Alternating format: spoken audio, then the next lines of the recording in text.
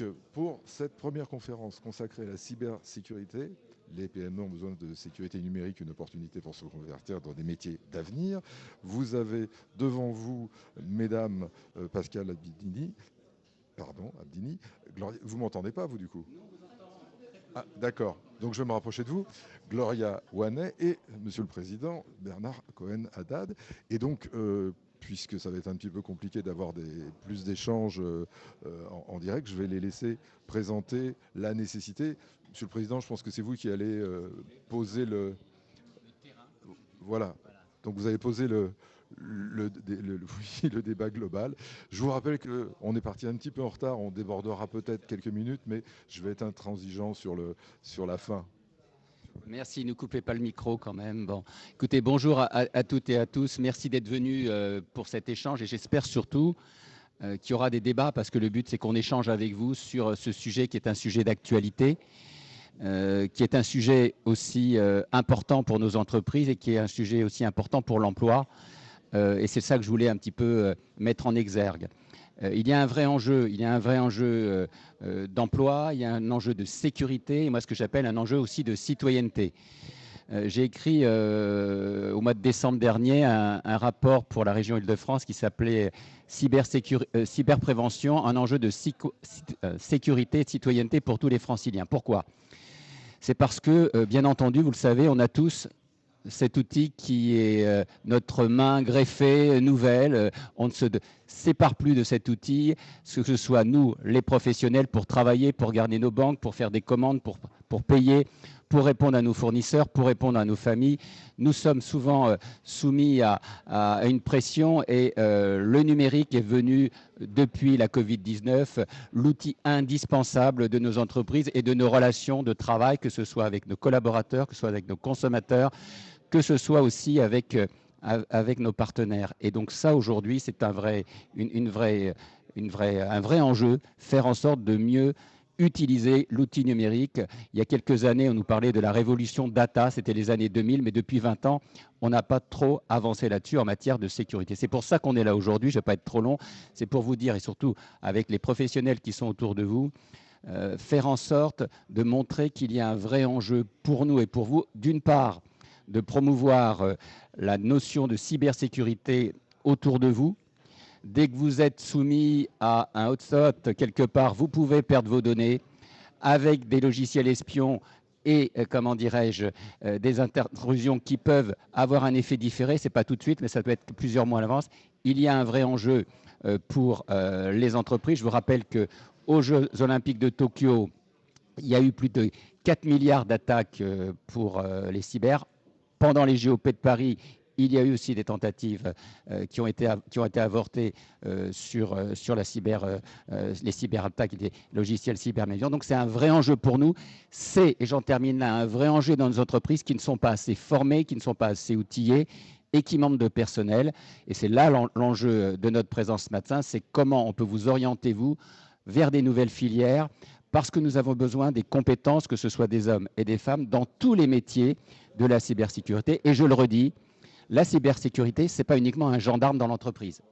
Hein, ce n'est pas un militaire dans l'entreprise. Parce que là, vous voyez, ce n'est pas des gendarmes. Enfin, elles sont peut-être des gendarmes parce qu'il y a aussi un métier féminin. Ne faisons attention à ce qu'on dit aujourd'hui. La parité est respectée aussi dans l'armée et dans la police. Mais dans nos entreprises, ce n'est pas le métier du père fouettard. C'est tout simplement le métier qui va permettre à l'entreprise de sauvegarder sa vie, de protéger ses actifs, de protéger les données, de protéger les consommateurs et surtout de se développer. Voilà, cher monsieur, ce que je voulais dire en intervention. Je pense maintenant que l'une de vous deux va illustrer comme vous voulez. Bon, je commence. Bonjour, donc effectivement, Monsieur le Président, vous avez raison, il y a deux notions très importantes dans ce que vous avez dit. C'est qu'il y a quelques années, la cyber, les cibles étaient essentiellement des grandes entreprises. Aujourd'hui, tout le monde est concerné, les PME en particulier. Donc ça, c'est un premier point. Et l'autre point, c'est que l'utilisateur est le premier point d'entrée aussi des attaques cyber. Donc il faut aussi non seulement sensibiliser les gens au métier de la cyber, parce que c'est le but aujourd'hui, mais aussi sensibiliser les utilisateurs à être très précautionneux sur l'utilisation de leurs données et des appareils avec lesquels ils travaillent. Pour donc le sujet d'aujourd'hui pour la reconversion dans les métiers cyber, je pense que là, c'est un secteur qui est passionnant, qui est en pleine évolution. Vous avez aussi aujourd'hui l'arrivée de l'IA qui renforce encore les attaques cyber, qui va les rendre de plus en plus sophistiquées et indétectables. Donc ça veut dire que les métiers dans le secteur de la cybersécurité, ça va être des métiers avec une base évidemment technique. Et puis, il faut être curieux, rigoureux et avoir envie de se former continuellement, de faire de la veille. Donc voilà, il faut identifier si vous avez ce profil-là, des appétences pour la technologie, puisque c'est quand même la base, même si au niveau formation, on a besoin de tous les niveaux, hein, du bac, bac plus 2, master 2, enfin, toutes les formations sont utiles. Il y a aussi beaucoup de plateformes pour se former en ligne, pour s'exercer, pour découvrir le milieu cyber. Donc voilà tous ces éléments. Et ensuite, il faut vous poser la question, est-ce que vous avez une personnalité qui correspond à ce milieu? La technique, ça s'apprend. La personnalité, il faut que vous soyez en phase avec ce métier, donc je veux dire appétence technologique, mais aussi un vrai goût. Alors ça va être un peu... je reviens sur ce que vous disiez sur la tour d'ivoire, là, le militaire qui surveille, qui a des moyens coercitifs pour surveiller tout le monde. Il y en a, ça existe, mais en fait, ce n'est pas forcément l'objectif aujourd'hui en recrutement. Aujourd'hui, il faut surtout avoir des gens qui, en plus de ces capacités-là, sont capables de communiquer. Communiquer à tous les niveaux dans l'entreprise avec leur direction générale pour que la direction générale prenne bien conscience de l'intérêt de se protéger de toutes ces attaques cyber et donne les moyens. Et puis aussi savoir communiquer avec les utilisateurs, parce que si vous pouvez être un super expert, mais si vos collaborateurs dans l'entreprise ne sont pas sensibilisés, si vous ne faites pas en sorte qu'ils deviennent acteurs et participants à la protection, parce qu'effectivement, avec un smartphone, on peut créer des failles, etc. Tout ce que vous faites, ça va être pas très efficace. Donc voilà, je vais passer la parole à ma collègue de cette table ronde. Donc juste ça, techno plus savoir communiquer, et surtout aller voir le site de l'ANSSI, l'Agence nationale des systèmes de sécurité des systèmes d'information. ANSSI. Voilà, vous avez toutes les infos dessus, et vous avez un MOOC. Et faites le MOOC, il est très bien, et ça vous permettra déjà de vous imprégner de ce qu'est la cybersécurité et de voir si ça vous correspond. Merci. Moi, ce que j'ai envie de faire passer comme message aujourd'hui, c'est que la cybersécurité, c'est important. C'est important parce que, comme effectivement ils l'ont dit aujourd'hui, on est dans un monde de plus en plus digitalisé, de plus en plus numérique, et donc de plus en plus à risque, justement, pour les entreprises, pour les utilisateurs, pour les consommateurs, pour les partenaires, etc. Donc aujourd'hui, on est sur un milieu qui est en plein essor, on a besoin de bras. Et moi, ce que j'aimerais aujourd'hui vous transmettre, c'est mon expérience, mon retour d'expérience aujourd'hui. Je travaille dans un cabinet de conseil, donc je suis prestataire pour différentes entreprises. Et mon premier constat, c'est qu'on n'est pas assez. On n'est pas assez aujourd'hui sur le terrain. Et c'est difficile pour nous parce qu'on se retrouve à devoir traiter des sujets en urgence ou de les traiter de manière partielle parce que justement, on n'est pas assez pour les traiter de manière profonde. Et c'est un problème aujourd'hui parce qu'on ne peut pas dire qu'on sécurise correctement nos entreprises puisque justement, on n'est pas assez pour le faire correctement. Un exemple, ça m'arrive de travailler le week-end parce que justement, on n'a pas le temps en fait. On n'a pas le temps, on n'a pas assez de bras, on n'est pas assez sur le terrain. Pourquoi est-ce qu'on n'est pas assez aujourd'hui? Parce qu'on a de plus en plus de filières justement dans les écoles, dans les universités, dans les écoles d'ingénieurs qui forment de plus en plus de profils, mais c'est pas assez parce que de plus en plus, on a de plus en plus de besoins, donc forcément, on a encore un manque à gagner sur le marché aujourd'hui. Et je crois profondément au profil justement en reconversion parce que ça permettra d'ajouter du monde sur ce marché, sur ce nombre qui est manquant aujourd'hui. Et aussi parce que vous avez des compétences que les jeunes diplômés et les sorties d'école n'ont pas. Aujourd'hui, vous avez un terrain, justement, vous avez de l'expérience professionnelle qui est tout à fait valorisable. Et ce que je fais justement avec ma structure CyberZebra, c'est que j'accompagne des personnes en reconversion professionnelle vers la cybersécurité. Et je les accompagne justement sur finalement qu'est-ce que je sais faire aujourd'hui et qu'est-ce que moi je peux apporter avec mes compétences actuelles en cybersécurité. Effectivement, il faut avoir un bagage technique, comme le disait Pascal. Il faut avoir des compétences techniques et de l'appétence, bien évidemment, pour le l'IT, pour les technologies, pour l'informatique, pour le réseau, certes, mais il faut aussi avoir beaucoup de soft skills, donc le savoir-faire, le savoir-être en entreprise qui est hyper important. Parce qu'aujourd'hui, je veux bien travailler avec des personnes qui sont très pointues d'un point de vue technique, mais si on ne sait pas travailler en équipe, si on ne sait pas tenir la pression, finalement, ce n'est pas très intéressant. Et donc, justement, les personnes en reconversion professionnelle, je trouve, ont cette capacité à se dépasser parce que c'est pas évident, justement, d'être en reconversion professionnelle. C'est un parcours qui n'est pas facile et ça montre déjà un certain courage, finalement, et une certaine résistance et une certaine persévérance qui, je trouve, est déjà admirable et intéressante pour travailler dans le domaine de la cybersécurité, et aussi parce que vous connaissez le monde de l'entreprise. Et aujourd'hui, la cyber, c'est aussi une question de comment fonctionne l'entreprise, qu'est-ce qu'on en fait, qu'est-ce qu'on doit faire, qu'est-ce qu'on fait pour gagner de l'argent. C'est ce que j'aime bien aussi dire à mes clients, finalement, qu'est-ce que vous faites pour gagner de l'argent et comment est-ce que la cyber peut vous aider pour protéger justement vos activités. Et ça, vous le connaissez, vous le comprenez justement parce que vous connaissez le monde de l'entreprise. Donc tout ça est valorisable, donc n'hésitez vraiment pas à partir vers ce domaine où on a besoin de monde, on a besoin de personnes qui ont la tête bien faite et qui pourront nous aider justement à protéger au maximum les entreprises de notre pays. Juste un petit mot, Gloria, juste pour ne pas vous faire peur. On n'a pas besoin de hackers aujourd'hui dans nos entreprises, vous avez bien compris, c'est pas ce qu'on cherche. Hein. On n'a pas besoin des petits génies qui vont aller faire de l'intrusion ou mettre des pare-feux phénoménaux. On n'est pas dans les films là, hein. Tout ça, c'est autre chose. On a besoin de personnel comme vous qui montent en compétences et qui arrivent à faire passer le message dans l'entreprise, à tous les niveaux de l'entreprise. Ça a été dit à la direction générale, ça peut être aussi aux filiales, tout simplement aux collaborateurs. Mais les collaborateurs, ça peut être simplement des vendeurs qui utilisent des cartes bancaires, qui utilisent le paiement sans contact, que la cybersécurité est aujourd'hui un atout pour l'entreprise et de veiller, lorsque on clique sur un lien, de vérifier préalablement si ce lien il est sécurisé ou pas. C'est ça qu'on a besoin, c'est de personnel qui montent en compétences, donc des hommes et des femmes comme vous qui peuvent, à travers des formations, à travers des formations externes, mais aussi en interne, monter en compétences pour aller vers tous les métiers de la cybersécurité, faire de la prévention, avoir un petit peu, je vais prendre cette expression, le métier de détective, un peu c'est le Colombo, hein, le Derrick, je ne veux pas faire le vieux schnock, mais c'est un peu ça, quoi. Hein. Non, mais on est investigateur, et puis surtout des personnels, c'est-à-dire vous qui gardez la tête froide. Voilà. Non, mais c'est des gens qui ne sont pas soumis à des émotions. Hein, on a besoin des gens, des hommes et des femmes qui n'ont pas peur de la difficulté, des gens qui gardent les pieds sur terre, qui prennent le temps de réfléchir, qui prennent le temps d'analyser, qui ne vont pas aller bille en tête dans le mur. Et ça, aujourd'hui, c'est un atout pour nos entreprises d'avoir ce type de personnel. Juste pour vous donner des chiffres, on a 15 000 postes aujourd'hui en France qui sont en manque d'emploi, je veux dire d'offres. C'est vraiment important aujourd'hui que vous alliez vers cette voie. C'est une voie d'avenir.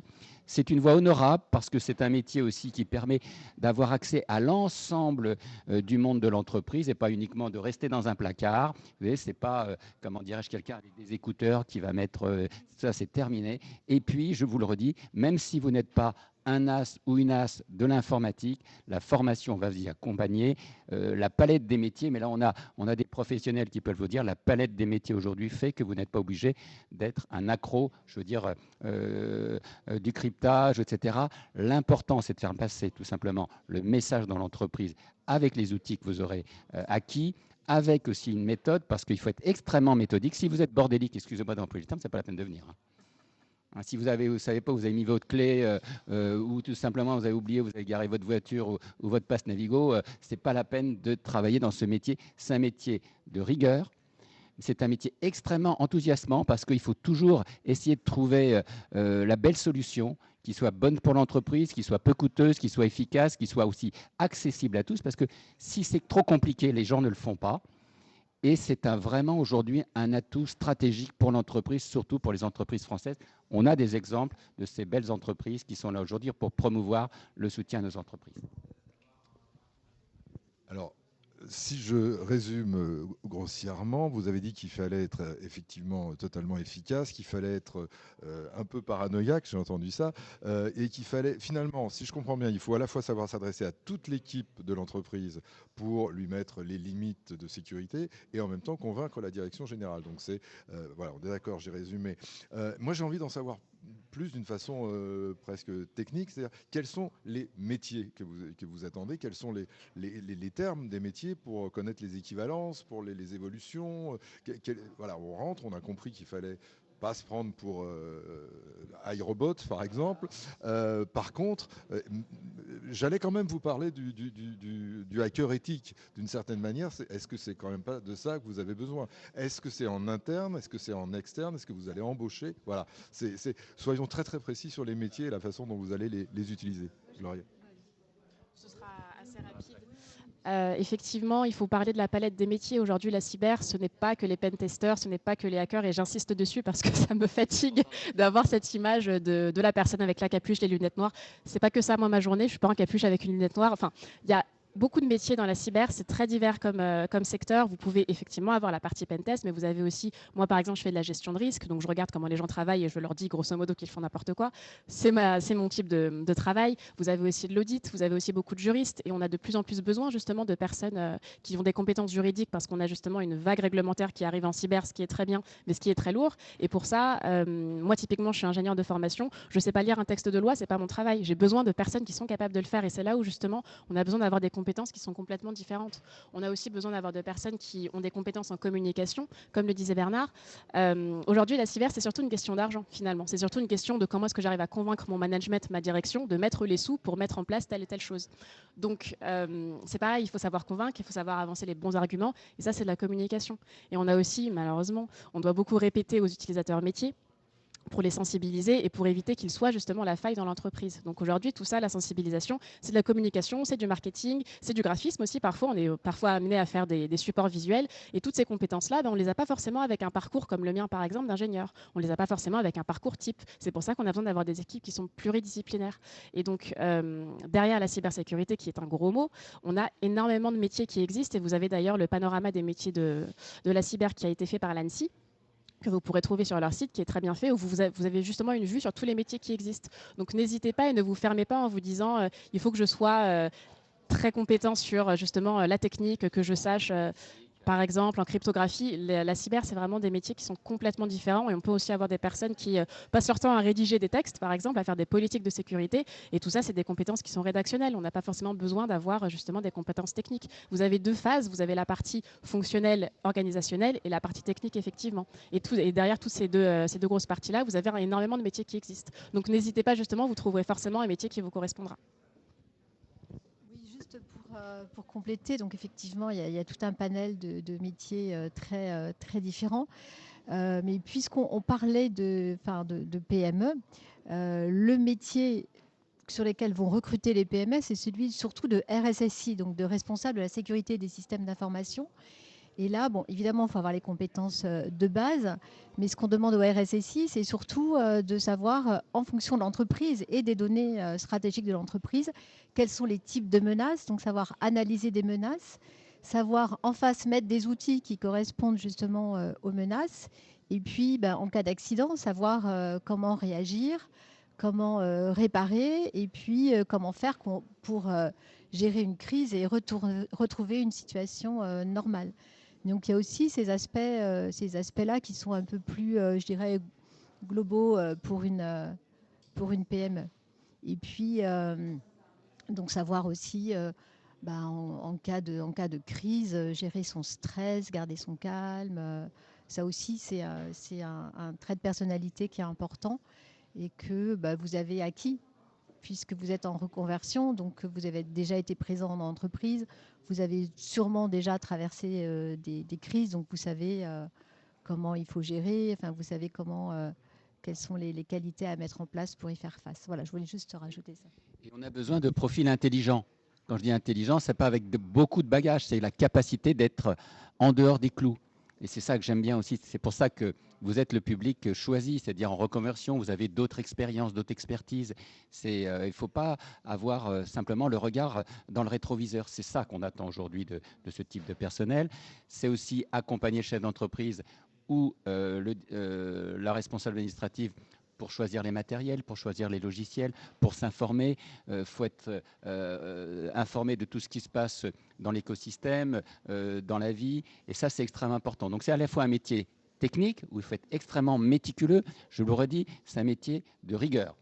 Il faut vraiment là-dessus toujours respecter des process, vérifier que les autres le font, être en alerte, ne pas, comment dirais-je, avoir l'esprit ailleurs. Il faut vraiment être extrêmement méthodique et d'un autre côté, être extrêmement ouvert pour pouvoir trouver de nouvelles pistes pour faire en sorte de détourner, de déjouer les attaques ou tout simplement l'inattention de ceux qui vous entourent qui peuvent créer un risque à l'entreprise.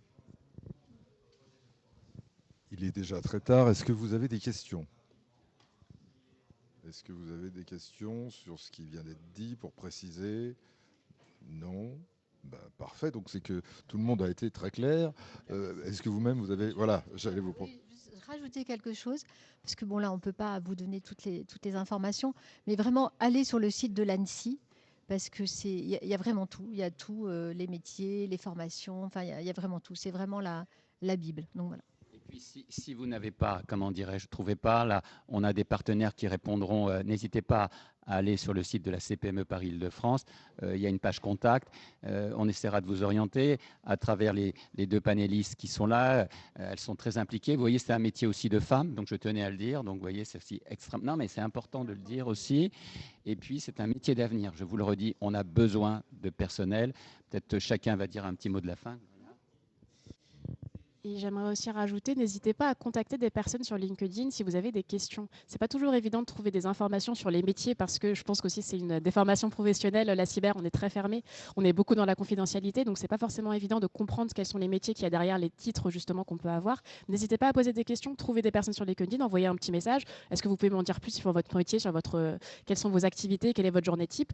Parfois des gens répondront, parfois non, mais ça coûte rien d'essayer pour au moins avoir une vision un petit peu plus précise justement de ce que vous pourriez faire pour demain, tout simplement. Eh bien, merci infiniment. Je crois que c'était clair et que c'était dans les temps. Je vais vous demander juste de nous rendre les écouteurs avant de partir. Voilà. Parce que...